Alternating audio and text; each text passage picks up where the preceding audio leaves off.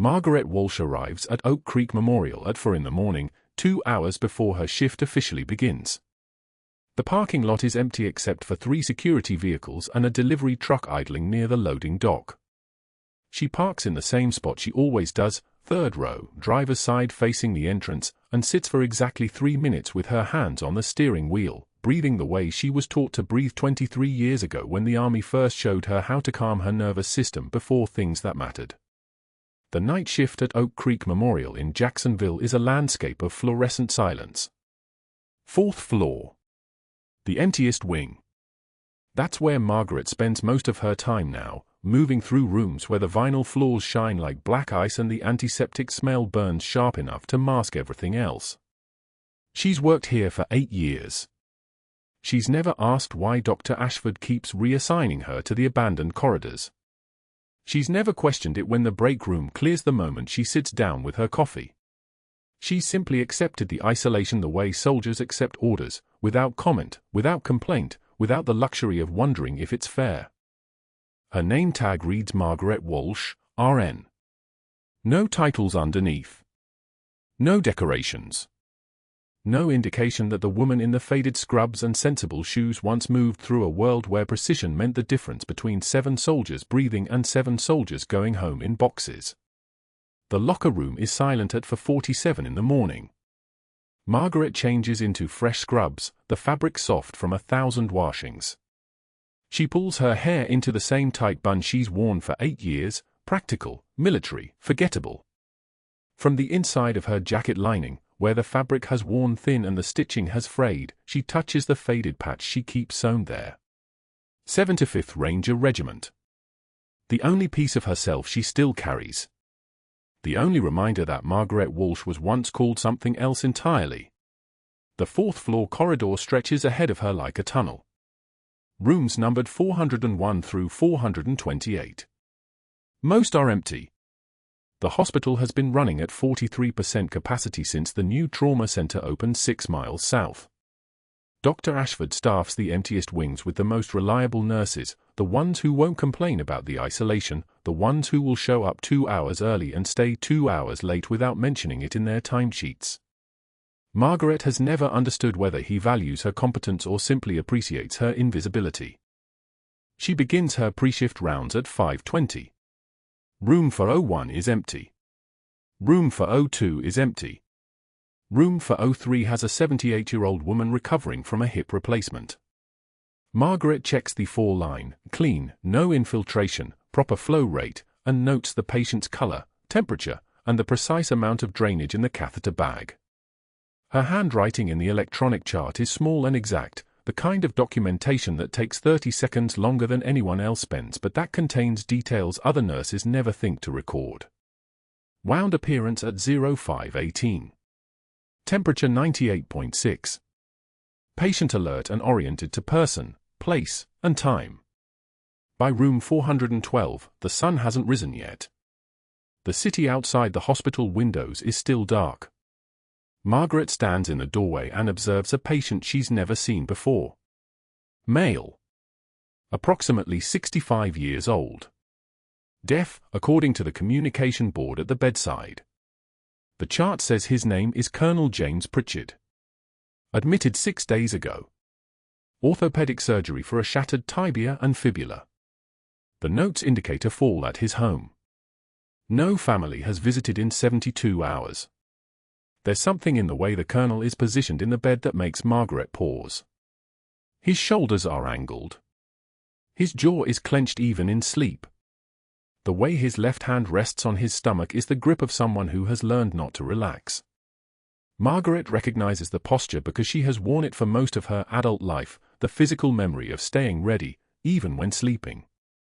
She enters the room without making a sound. Her shoes don't squeak on the vinyl floor because Margaret learned decades ago how to move through spaces without announcing herself. She checks the foresight first. The line is in his right hand. Saline drip. No active medications. His blood pressure cuff is positioned correctly on his left arm. When she glances at the monitor, his numbers are stable. 98/62. Heart rate 56. The slow, controlled breathing of someone in excellent physical condition. Margaret pulls the blanket back with precision and observes the surgical dressing on his leg. The tape is secure. No seepage. No signs of infection. She makes a note in the chart, dressing intact, no obvious complications, mobility appears limited, and documents the time, 05:34. When she looks at his face again, his eyes are open. He's watching her with the kind of stillness that only comes from military training. His eyes are dark. His face is lined in a way that suggests the lines are from years of living in environments where the sun is merciless and the air tastes like copper and diesel fuel. Margaret meets his gaze and holds it for exactly 2 seconds. She doesn't smile. She doesn't speak. She simply nods once, a gesture so small that a civilian might miss it, and steps back from the bed. The colonel's hand lifts slightly, and she recognizes the movement. It's not a wave. It's a signal. The kind of hand gesture that has meaning in military culture. Margaret doesn't respond. She simply turns and leaves the room, closing the door softly behind her, and makes her way back into the fluorescent silence of the 4th-floor corridor. By 6 o'clock, the hospital begins to wake. The elevator opens on the 2nd floor with a hydraulic sigh. Footsteps multiply in the stairwell. Dr. Ashford arrives at 6:15, as he always does, and the quality of the air in the building changes. His presence is like a pressure system moving in, not loud, but noticeable. Expensive cologne. Leather briefcase. The sound of Italian loafers clicking against the tile floor, a rhythm that announces authority before he arrives. Margaret is at the nurse's station documenting her 4 o'clock rounds when she hears him approach. She doesn't look up. She keeps typing, her fingers steady and precise on the keyboard, and allows him to come into her peripheral vision before she acknowledges him. Dr. Ashford sets his briefcase on the counter. It's a color called cordovan, the leather soft and expensive enough that Margaret can smell the quality from 3 feet away. He opens it without greeting anyone and removes a tablet, already scrolling before the device is fully powered on. His eyes move across the patient census. His jaw tightens imperceptibly. Margaret has learned to read these micro-expressions the way other people read headlines. Something in the data bothers him. Margaret. He says her first name only. No title. No respect. You're reassigned to D-Wing effective immediately. We need someone reliable in the problem areas. He's already walking away. He doesn't wait for a response. He doesn't expect one. Margaret closes her electronic chart and stands. Of course, Doctor. The words are soft. They contain no edge. They contain no question. They are the perfect response of someone who has spent 8 years learning how to disappear within a hospital hierarchy, learning how to make herself so reliable and so compliant that her presence becomes essentially invisible. No one notices the quiet ones. No one studies their hands closely enough to see the muscle memory that lives there. D-Wing is on the opposite side of the hospital. 14 rooms. Fewer occupied than the 4th floor. A corridor where the fluorescent lights buzz with a frequency that makes the air feel heavy. Margaret transfers her assignment sheet and walks slowly through the hallway, her shoes making no sound on the vinyl floor, and begins her rounds in a wing where she will spend the next 8 hours without encountering another human being. But that wasn't the worst part. The worst part was that by the time she finished her documentation in D-Wing at 2 in the afternoon, she realized she'd been thinking about the deaf green beret in room 412 the entire time. She'd been thinking about the way his eyes had tracked her movement. She'd been thinking about the way his hand had lifted. She'd been thinking about the fact that she recognized the kind of man who had learned to survive by noticing everything and saying nothing, because that was precisely the kind of man she'd spent her entire life becoming. The bedsores had been there for weeks. Margaret saw it the moment she entered room 447 on Wednesday night, the way Colonel Pritchard's hospital gown adhered to his skin like a second dermis, the flesh beneath it darkened to the color of old rust, stage 3 pressure ulcers on his sacrum and heels where the skin had already begun to separate. She photographed them with the hospital camera, timestamps embedded in every frame. 0247 hours. The fluorescent lights hummed their mechanical dirge above her head as she documented each ulcer with clinical precision: location, size, drainage characteristics, skin temperature around the perimeter. The chart would show he hadn't been repositioned in over 6 hours. The soiled gown was the evidence. The bed sores were the proof. She wrote it all down in her shift report. Every detail. Every timestamp. Not as an accusation. Margaret had learned long ago that accusations were for people who got to keep their voices, but as documentation. Protocol required it. The hospital required it. Patient safety required it. She typed the words with the same methodical precision she'd once used to fill out after-action reports in Tikrit, each sentence a fact, each fact undeniable. Then she logged out and waited for the sunrise. Dr. Ashford read her report at the nurse's station at 0612, his fingers scrolling through the digital log with increasing speed. Margaret watched from the medication room where she was restocking the crash cart. She could see his jaw tightening. Could see the moment his irritation shifted into something colder, something more calculated. His eyes lifted from the screen and found her across the hallway. He didn't look away. Neither did she. "Come here." Not a request. Not even particularly loud. Just the voice of someone accustomed to immediate obedience. She crossed the tile floor with her badge clipped to her scrubs, the small laminated rectangle catching the harsh overhead light. Dr. Ashford stood and turned the monitor toward her, his finger pointing at her documentation like it was an indictment. "You don't get to make these determinations, clipboard," he said, his voice carrying down the hallway toward the waiting area where Colonel Pritchard's adult son sat with a magazine he wasn't reading. "You document what I tell you to document. You report what I authorize you to report. You don't conduct your own medical assessments and splash them across the chart like you have a medical degree." Margaret's hands remained at her sides. Her breathing steady. Her eyes, dark as a winter Atlantic, held his gaze without flinching. The silence stretched. Ashford's lips tightened. He'd expected her to apologize. To defend herself. To give him something to work with. Instead she just stood there, present and unmoved, like a stone wall he'd thrown a handful of pebbles against. "Do you understand me?" he said. "Yes, Doctor," Margaret said. Her voice was flat. Professional. Emptied of anything that could be used against her. Pritchard's son had stood. He was walking toward them now, his face pale with confusion and something that looked like recognition. Ashford saw him coming and straightened his white coat with the deliberate precision of someone reclaiming authority. "This is the kind of overreach that undermines the entire chain of command," Ashford announced to the gathering staff, to the family members in the waiting area, to anyone within earshot. "Nurses who forget their place create chaos. Chaos kills patients. I won't have it on my unit." Margaret felt the weight of their stares. Felt the temperature drop in the room like a pressure system moving in. The son had stopped walking. His eyes were fixed on her face now with an intensity that made her muscles tense, made her want to turn away. But she didn't turn away. She stood there while Ashford continued talking, while her invisibility, the thing she'd cultivated for 8 years, began to crystallize into something heavier. Not invisibility anymore. Isolation. By 1400 hours the break room felt like a trap.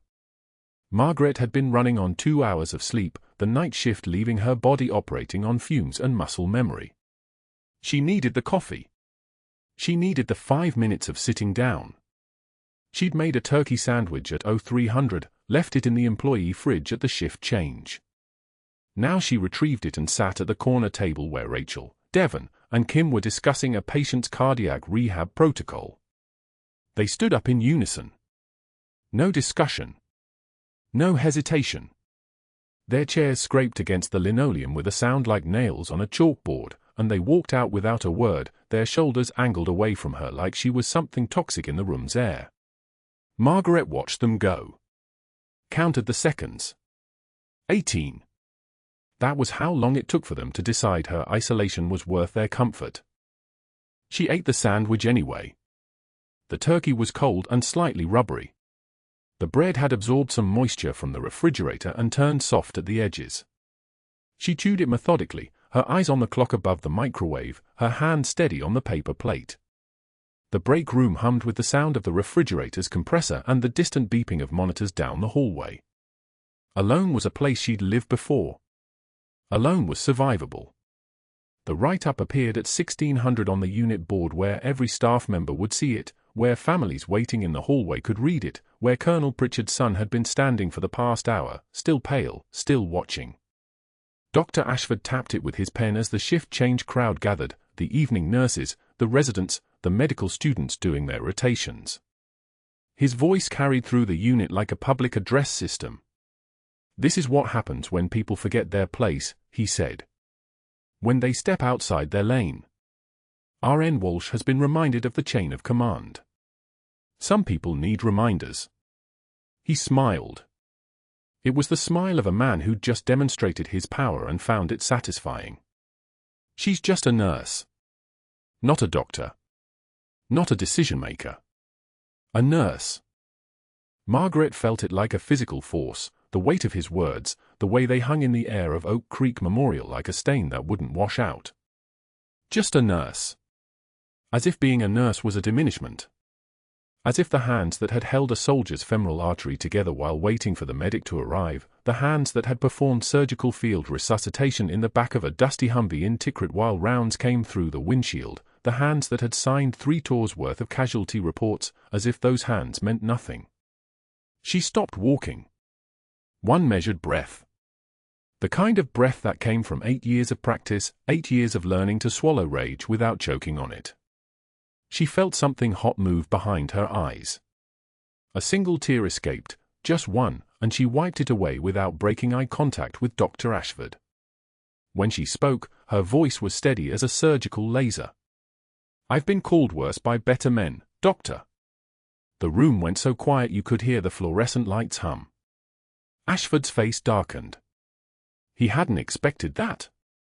Hadn't expected her to speak at all, let alone with that flat, matter-of-fact tone that somehow carried more weight than any argument could have.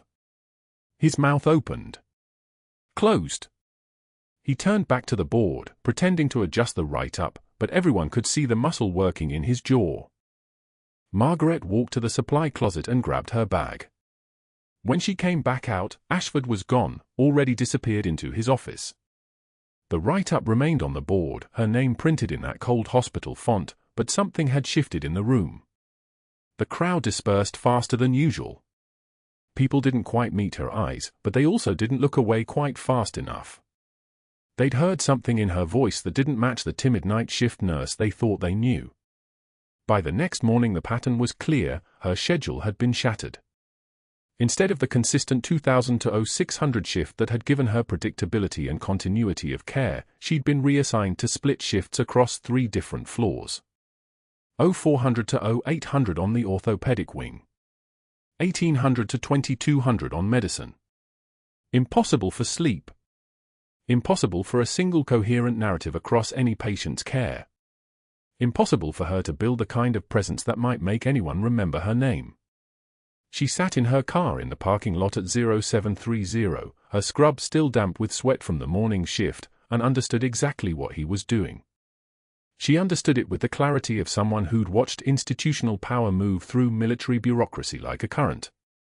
He wasn't just punishing her for the documentation. He was trying to break her. Trying to force her to resign before she could piece together whatever pattern he was worried she'd found. What that pattern was, Margaret intended to discover. But what she knew for certain, sitting there in her car as the Jacksonville sun climbed higher and hotter, was that Colonel James Pritchard had been left unattended for 6 hours in his own waste.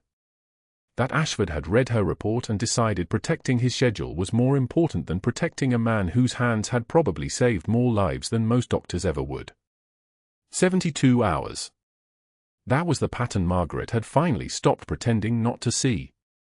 She sat in the break room on Thursday morning with lukewarm coffee and her personal phone, scrolling through the incident reports she'd photographed before Ashford could bury them in the archive system.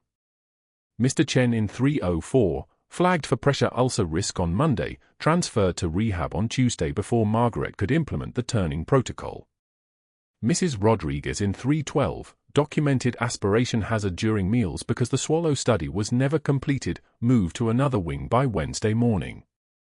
7 patients in 3 days. 7 safety concerns that vanished from the system like they'd never existed at all. The fluorescent light above her head buzzed with a sound like distant radio static, and Margaret pressed her thumb against the edge of her coffee cup, feeling the warmth, anchoring herself to something real. The staff who asked questions disappeared too.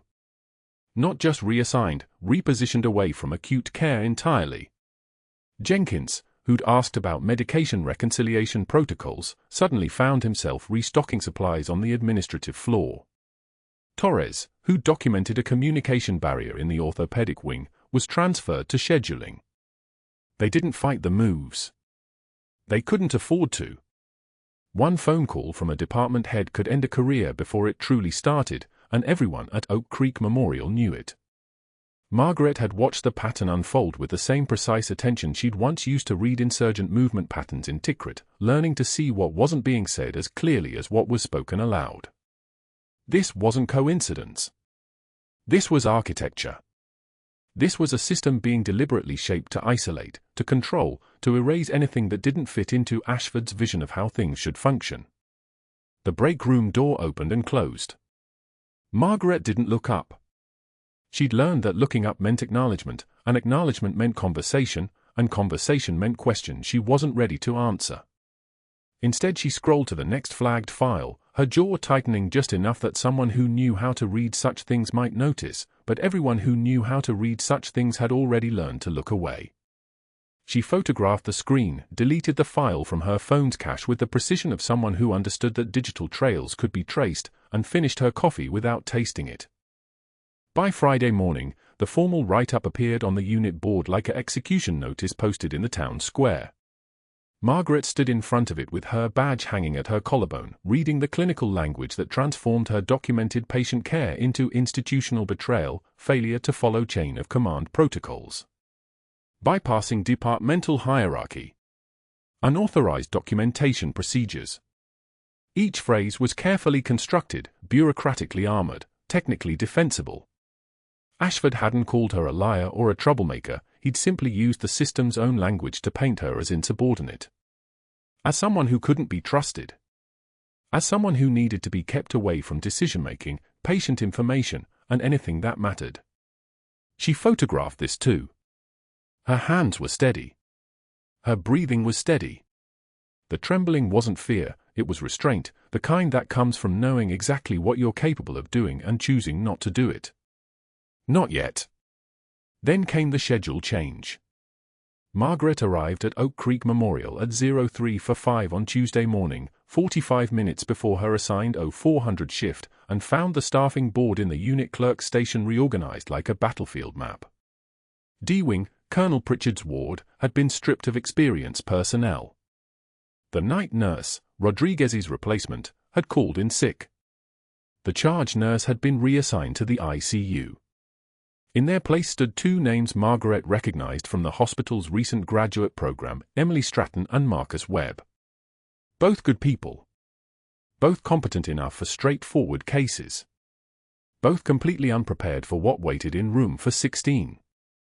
Neither of them knew tactical sign language. Neither had worked with deaf patients. Neither had the kind of clinical judgment that comes from years of reading subtle shifts in vital signs and patient presentation. Margaret understood this wasn't incompetence, it was deliberate. Ashford had scheduled a skeleton crew in D-Wing not because of staffing shortages but because of staffing strategy. He'd engineered a situation where the most vulnerable patient would be left in the care of the least experienced nurses. He'd created the perfect conditions for a medical crisis to occur without anyone present who could manage it. Without anyone present who would know what to do. The antiseptic smell of the hospital, usually unremarkable, background noise in the form of scent, suddenly felt thick and purposeful, like the smell of a trap. Margaret clocked in without speaking to anyone, collected her assignment sheet from the unit board, and walked to D-Wing with her hands curled at her sides. The hallway was quiet, the kind of quiet that comes before something breaks. Colonel Pritchard was awake when she passed his room at 0410, his eyes tracking her movement with the trained awareness of a man who'd spent his career reading threat landscapes. She gave him a small nod. He didn't look away. Even now, even without speaking, there was a language between them, one that predated words, that existed in the space between soldiers who understood what it meant to carry secrets that could destroy you. By 06:20, the shift had settled into a rhythm that felt almost normal. Margaret worked the western corridor, monitoring vitals, charting interventions, moving through her assignment with the efficiency of someone who'd logged thousands of hours in hospitals. Emily and Marcus were doing competent work, their movement steady, their confidence the careful kind that comes from following protocols rather than understanding fundamentals. They didn't know that Pritchard's orthopedic status meant pressure positioning changes every 90 minutes. They didn't know that his deaf communication meant traditional call lights were useless. They didn't know that a veteran with his background often buried pain until the moment it became catastrophic. Margaret was finishing a medication administration on the Eastern Corridor when she heard it, the sound that every medical professional dreads in its specific, terrible way. Not a crash. Not a code announcement. Worse, the sound of a body going rigid in a bed. The sound of a seizure, the mattress frame squeaking as the muscles contracted against it, the involuntary vocalization that came with the neurological storm. Margaret was moving before her conscious mind caught up with her body, her feet carrying her toward the sound with the same muscle memory that had taken her toward IED detonations 14 years ago in Tikrit. Room for 16. The door was already partially open. Inside, Colonel Pritchard was seizing, his body arcing, his face contorted, his eyes rolled back, and Emily and Marcus stood on opposite sides of the bed looking at the monitors like they might contain instructions for what to do. The oxygen saturation was dropping. 94. 88. 78. The numbers falling like a countdown that couldn't be stopped. Margaret didn't speak. She moved. She grabbed the bedside table where Pritchard's personal effects were kept in a clear plastic bag, the few items a man is allowed to keep when the institution owns everything, and dumped the contents across the floor. A photograph. A letter with military markings. 3 hard candies wrapped in paper. And the MRE, a meals ready to eat, the field ration that had sustained soldiers for decades, the olive drab package that smelled like every combat operation that had ever existed. She tore open the flameless heater component and found the emergency ration inside, grabbed the thick plastic wrapper from inside the packaging, and ripped it cleanly along the side. Oxygen saturation was 68 now. Falling. Margaret positioned the plastic wrapper against Pritchard's right upper chest wall, securing it with medical tape that she'd already pulled from the trauma tray in muscle memory motion. An improvised chest seal, the same emergency procedure she'd performed on a machine gunner in the Jolland district in 2009 when a sucking chest wound meant the difference between a man bleeding out internally or surviving the 14-minute helicopter ride to the field hospital. She wasn't thinking. She was remembering. Her hands were moving through procedures that had been written into her physical memory by repetition and consequence. Stay, she signed.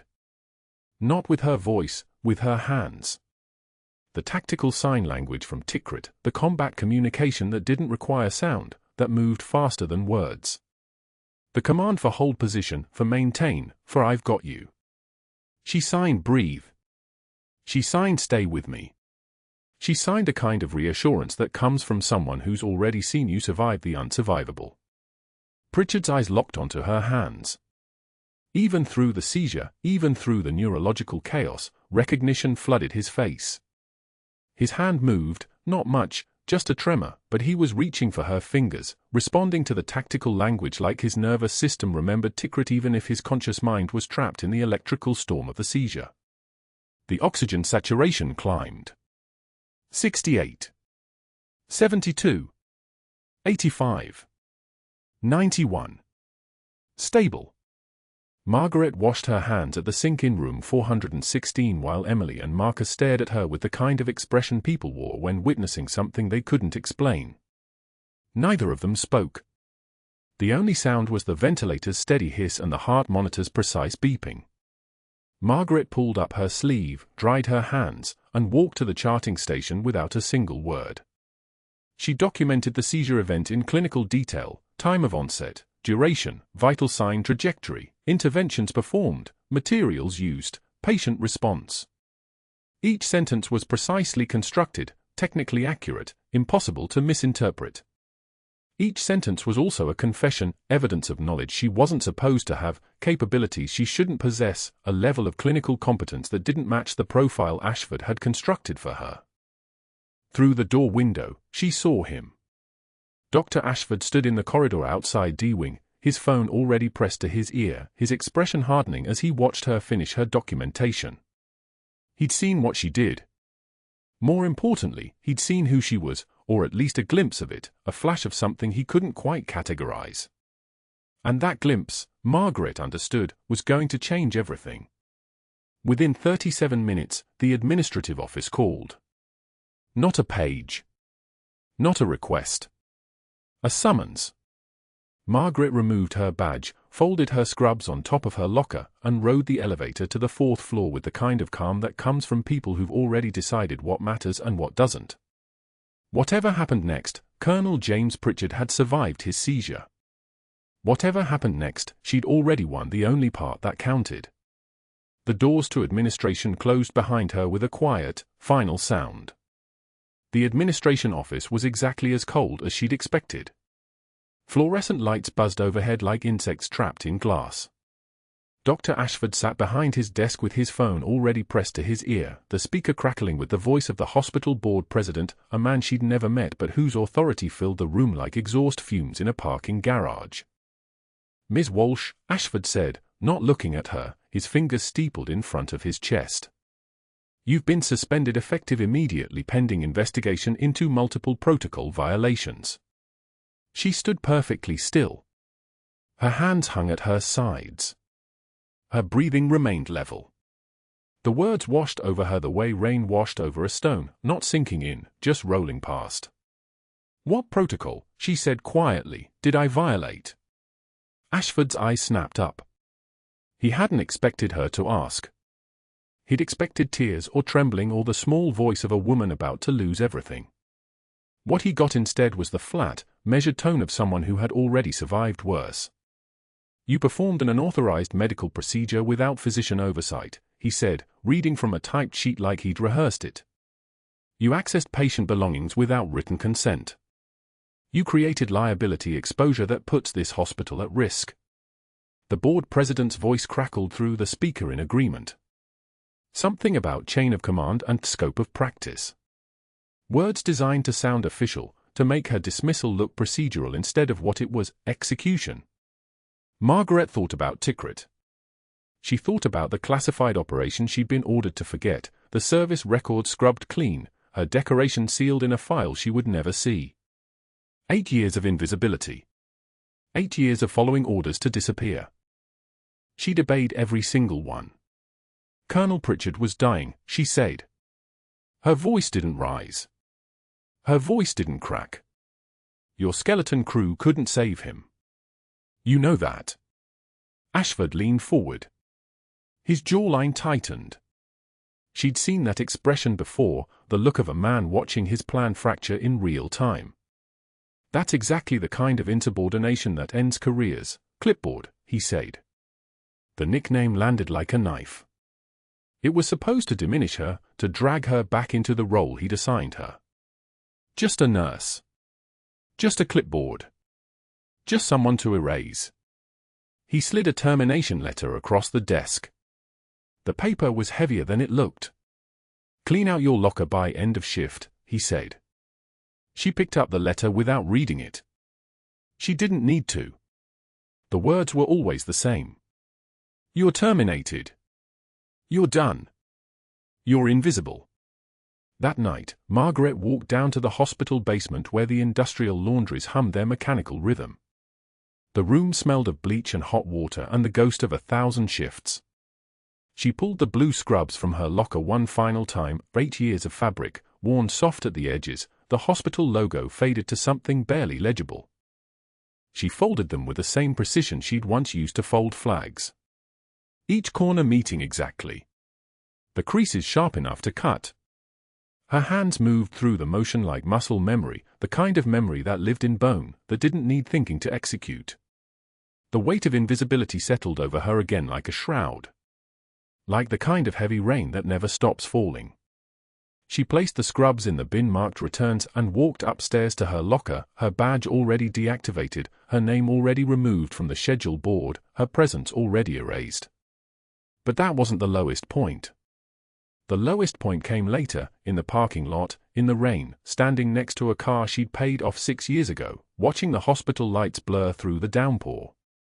She'd survived court-martials and classified operations and classified erasures. She'd survived being told to disappear. She'd obeyed every order even when obedience meant becoming a ghost. And she'd do it again. Because Pritchard had lived. At 0230 hours, her phone rang. She didn't recognize the number. She almost didn't answer. But phones ringing at 2 in the morning had a gravity to them, the kind that pulled you toward catastrophe or salvation without warning. Major Walsh. The voice was young, male, urgent. This is Michael Pritchard, the Colonel's son. He won't let them sedate him. He won't let anyone touch him except, he's asking for the nurse. The one from D-Wing. He used sign language. He called her Reaper. Everything stopped. Don't come back, she said. My badge is deactivated. I can't help him. He's refusing treatment until he sees you, the son said. My father doesn't refuse things. He's a Green Beret. He's refusing everything. She hung up the phone and sat in her car for exactly 90 seconds. The rain hammered the windshield. The wipers beat their rhythm. And then she started the engine. The badge reader at the employee entrance flashed red when she swiped. Deactivated. Terminated. No longer authorized. She walked around to the emergency entrance instead, the one that opened with a push bar and no questions asked. The fluorescent hallway swallowed her whole. D-Wing was darker than she remembered. The nurse's station was empty, second shift always ran skeleton crews on the overnight hours, and Ashford had made certain this wing got the worst of it. She moved through the shadows toward room for 47 and didn't stop to question the decision. Pritchard's eyes opened the moment she stepped through the door. His trembling hand lifted in a weak salute, fist to chest, the old way, the military way. His lips shaped a single word before any sound came out, and she read it perfectly from the movement of his mouth, from the muscle memory of an entire career spent reading silence. Reaper. The son appeared at her shoulder, his face pale, his voice cracking like a teenager's. My father, he's been having me research your name. He didn't remember it completely. But he kept saying Reaper. I searched the military databases. The unsealed file just came through. He pulled out his phone with shaking hands. Major Margaret Walsh.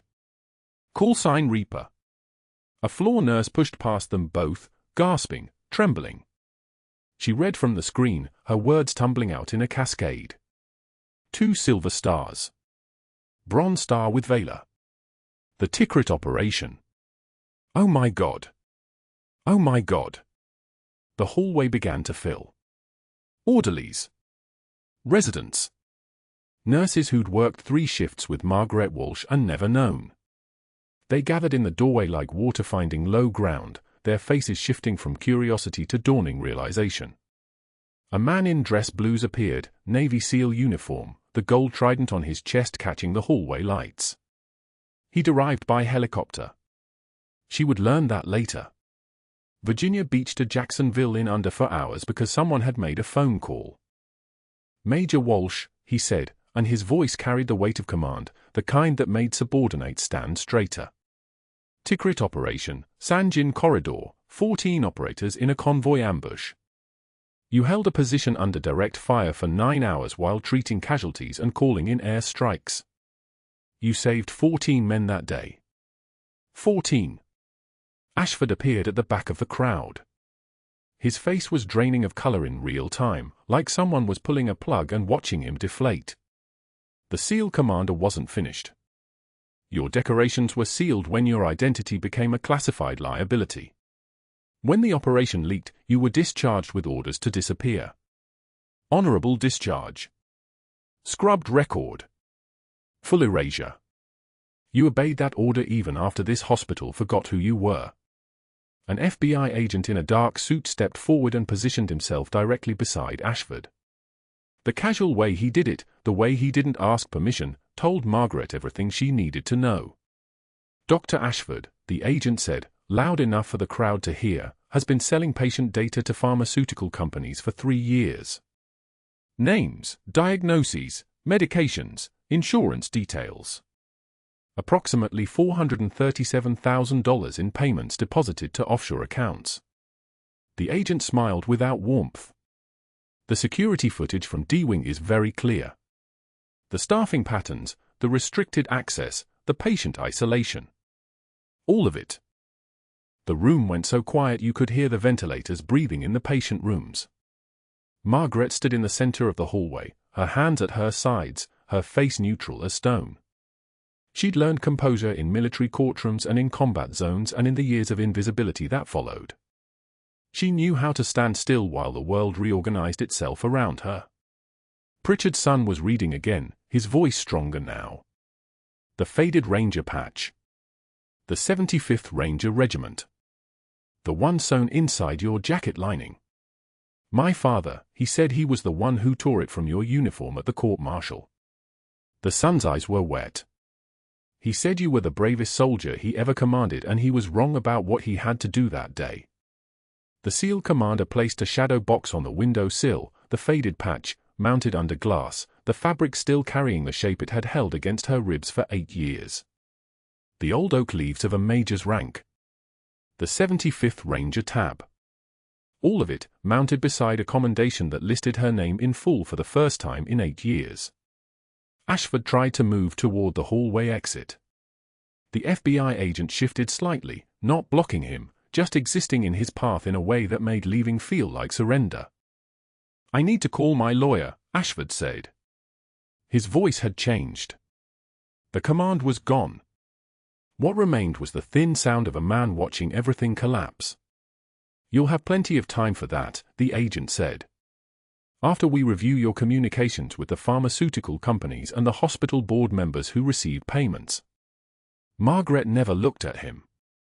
She walked to Pritchard's bedside and took his hand, the trembling one, the one that had held rifles and led soldiers and finally learned to sign in the silence after the IED took his hearing. She held it steady. Welcome home, sir, she said quietly. The SEAL commander extended his hand. She shook it. His grip was the grip of someone who understood what it meant to carry weight that nobody else could see. When he released her hand, he nodded once, not salute, just acknowledgement. One warrior recognizing another. The hallway began to clear. The FBI agent was reading Ashford his rights. The nurses were returning to their stations. The machinery of the hospital continued its rotation. But in room for 47, Pritchard held Margaret's hand and didn't let go. That night, the hospital laundry was empty except for Margaret. The fluorescent lights cast everything in that particular shade of institutional white that made the world feel sterile and untrue. She folded her blue scrubs methodically, one corner to the opposite corner, then the sleeves inward, then the final fold along the center seam with the kind of precision that comes from 8 years of repetition, or maybe from something older than that. The precision came from a base in Tikrit. From mornings when you had to fold a flag the exact same way every single time because precision mattered when precision was all you had left. The cotton felt heavier than usual. Or maybe it just felt like the weight of becoming invisible again. She'd spent 8 years learning how to disappear into the hospital's infrastructure the same way she'd disappeared into her service record after the classified operation was buried. File scrubbed clean. Decoration sealed. Her name removed from official records like she'd never existed at all. The scrubs went into the donation bin. She walked out of the laundry without looking back.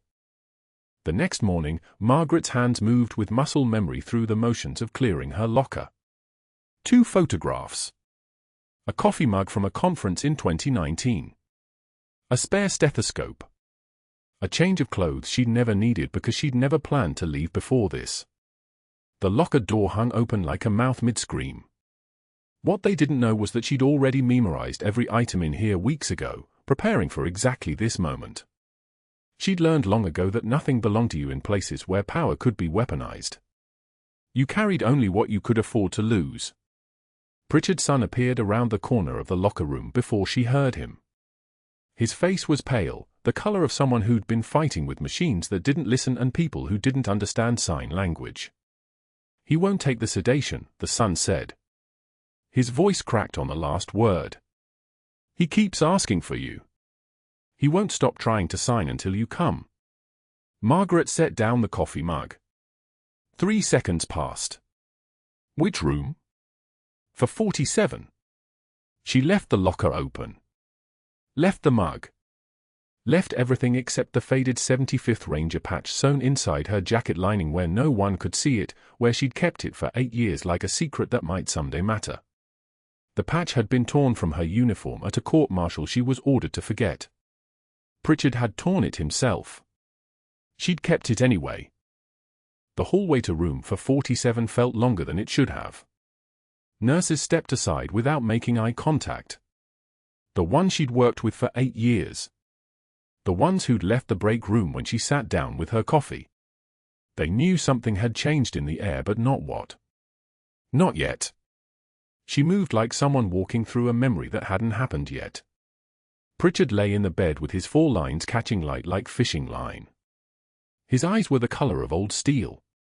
When he saw her, his trembling left hand lifted in what took everything he had, a weak salute, military and precise despite the palsy. His lips shaped the word without sound at first. Then again. Reaper. He'd called her that in Tikrit. Not her name. Her call sign. The thing she'd been and then stopped being and then had to pretend she'd never been at all. Margaret's hand came up and returned the salute. The movement was automatic. The composure never broke. The son stood at the foot of the bed with his phone already in his hands. His fingers moved across the screen with the practiced speed of someone who'd been translating his father's silence for years. "My dad's been trying to tell me, there's a file. The Navy released it this morning. I don't understand." He turned the phone so Margaret could see the screen. Major Margaret Walsh, the screen read in official letterhead. Below that, the medals began to list themselves like indictments against 8 years of invisibility. 2 silver stars. A bronze star with Valor. That's when the floor nurse gasped. She'd been standing in the doorway pretending to check the 4 drip. One of the young ones.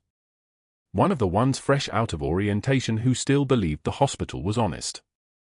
She pulled up the complete file on the unit terminal, the document that had just been unsealed, the records that had been classified since Tikrit, and her voice got very small and very steady. The Distinguished Service Cross for the Tikrit operation that saved 14 operators. 14 operators. That's what they were calling the 12 soldiers and 2 CIA asset handlers she'd pulled out of an ambush by making a decision the chain of command hadn't authorized her to make. 14 lives.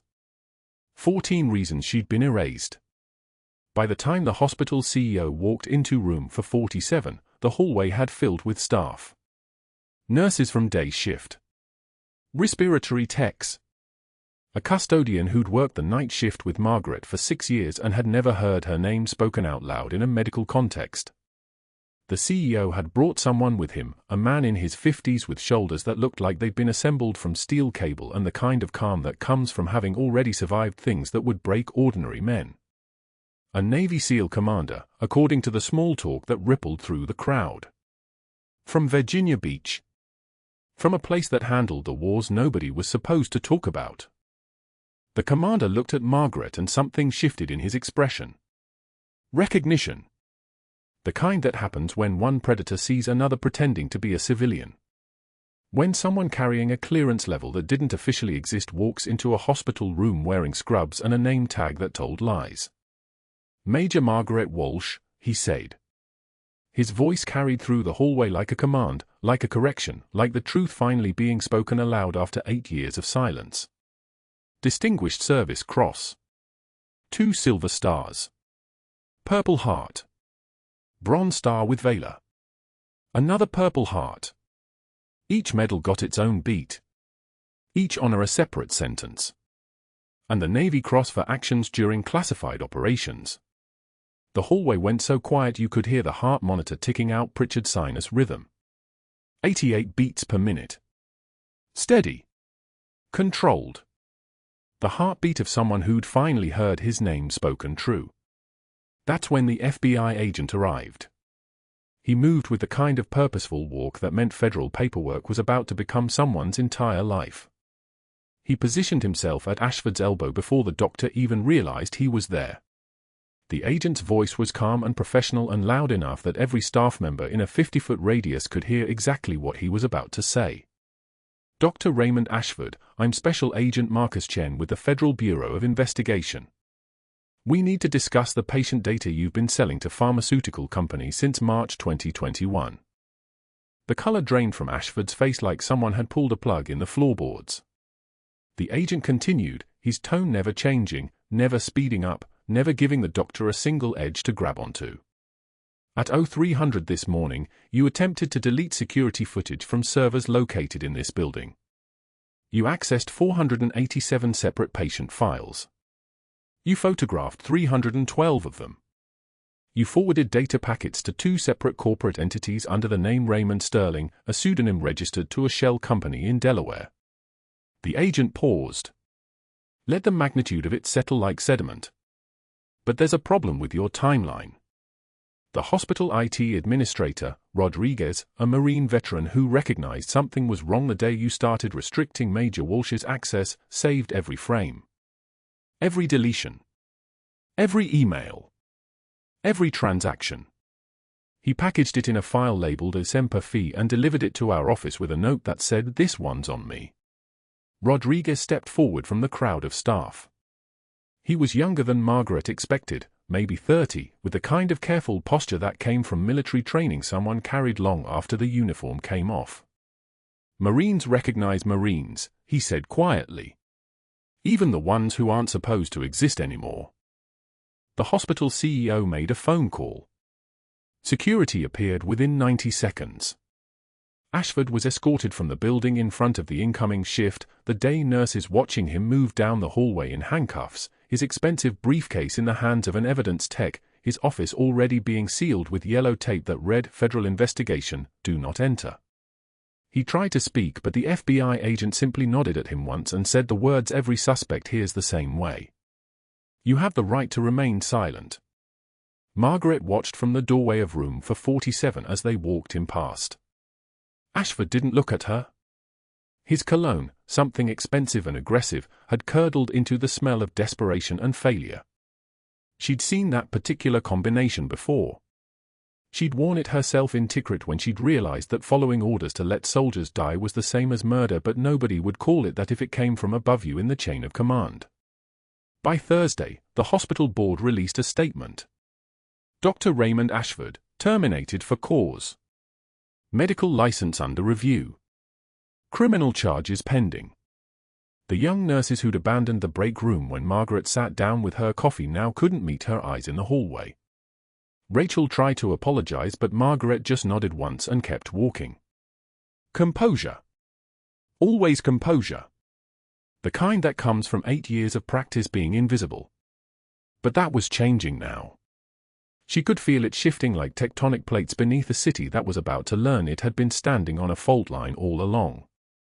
6 months later, Margaret stood in her dress blues at Colonel Pritchard's bedside in the rehabilitation wing.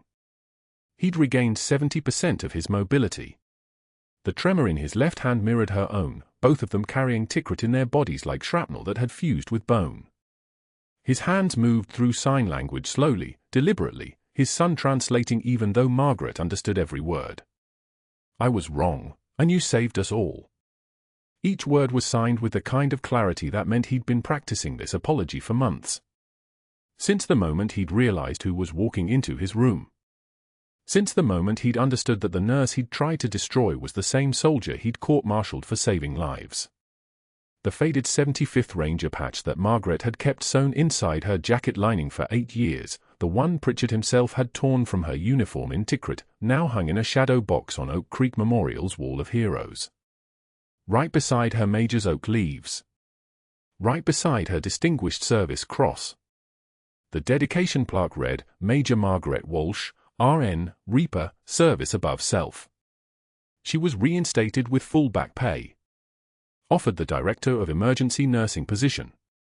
Given a formal apology from the hospital board written in language that acknowledged the institutional failure to protect her and the deliberate campaign to erase her. According to the last update Margaret heard, Dr. Raymond Ashford was selling supplemental insurance from a folding table outside a strip mall on the south side of Jacksonville. His medical license permanently revoked. His career a cautionary tale. She heard he'd tried to use her as a reference and she actually laughed, for the first time in 8 years. Colonel Pritchard saluted her one final time as she left his room that evening. The movement was sharp despite his trembling. She returned it with equal precision. The code between warriors. The understanding that needed no words. If you've ever been invisible in a place where your contributions mattered most, if you've ever watched someone with power weaponize institutional silence, share this story. Comment below, what would you have done differently? Subscribe for more stories of those who refused to disappear, whose quiet strength became their greatest power. Because sometimes the bravest warriors carry stethoscopes, not guns.